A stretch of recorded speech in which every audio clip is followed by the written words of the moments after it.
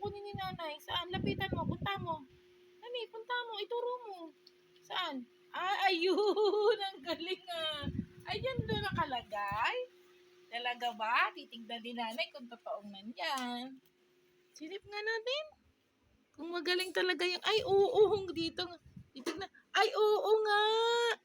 Ayun na nga naman yung Dentastic. Very good talaga. Good girl pala naman eh. Alam kung saan tinatago yung Dentastic niya eh. Wait lang. Bibigyan ni nanay. Ay, kuya po, sorry. Nagmali pa si nanay. Patanga-tanga talaga si nanay eh. Wait lang anak, wait lang. Ayun yung Dentastic mo. Oh, ayun. Alam pala niya kung saan nakalagay. Very good talaga. Oh.